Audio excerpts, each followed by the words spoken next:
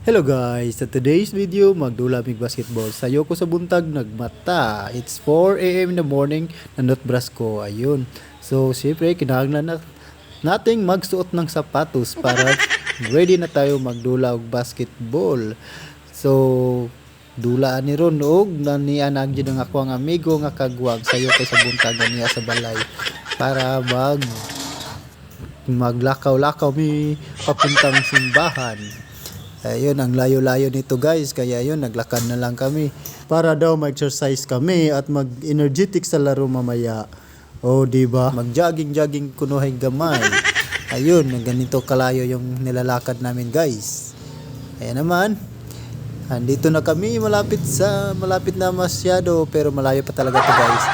So, ito yung sa Taoist Temple na guys, na na daan. Yun, so yung sa itaas dito ay Taoist Temple na. Kaya yun, naglakad pa rin kami guys. Ang layo-layo pa talaga nitong nilalakaran namin. And finally guys, malapit na kami. Andito na kami. So ito, pumasok na kami. Dito, nanghiram sana kami ng bula. Kaso wala daw silang bula yung mga guards. Kaya yun, naglakad na kami papunta sa basketball court. At yun na nga guys, dahil sa excited kami, ang aga-aga kasi, kaya naman pagpunta naman yung teong wala pang tao. Kaya yun, picture muna. At mga ilang oras guys, dito na yung mga kontra na mo. Yun, nagdula na dahil basketball. Andito na naman yung kagwang kong kasama, yun na nga guys. So lagi kami natatalo guys, kaya yun, in-interview ko yung kasama ko. Ang dawag mo 0-2. No wins, no loss. Wow! Bangasan ninyo Ano, just give chance to other. At yun nga guys, wala nga talaga kami panalo, kaya dalawang beses na kami natalo. Pero yun, laro pa rin ng nalaro guys.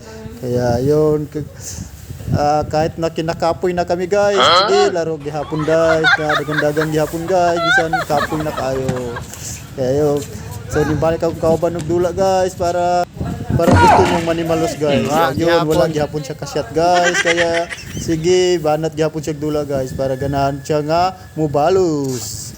Nato guys ay ang layup guys, yun, oh wow, what the layup, wow, gihapon kasyat guys. Og diri guys, ting lusot wag yapon guys. Og diri guys, ting liap na gyud siya guys. Oh, di ba? Oh, nakasyat na gyud din taon siya. Kapoy naman lagi ko. Oh, kapoy na tao guys. Og mao na guys, gusto na kay siya mo dagan ron kay gusto gyud siya nga mobalos para mudaog daw siya. At yun nga guys, nagpadayon pa rin kami sa paglalaro. Gusto pa rin ng kasama kong na manalo. At yun nga guys, pumasok na si Secret Weapon. Ayun na, tingnan natin yung laro ni Secret Weapon ngayon guys. Tingnan natin ngayon. Ayan guys, at binigyan ng bula guys. Nag-shoot. Hindi na shoot guys, kaya yun naman.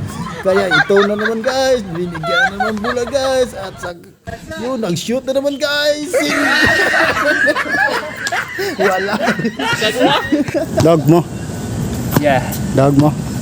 2-1. 1 win, 2 loss. Bawi na next Friday. Finally, nakadawag naman oh. Pagkatapos namin maglaro guys, umuwi na sana kami. Nadaanan namin ito. Ang sarap-sarap kasi, kaya ito huminto kami muna guys para magkaon kami ng dragon fruit. Ug ang kanindot day guys, kay gilibre mi sa moang giadtuan o kani si tatay guys, birtimbutan na da guys, napakabait niya guys. Pinatikman niya sa amin yung dragon fruit bago kami bumili, at yun nga, ang tamis-tamis, kaya yun nga guys, bumili na kami ng marami.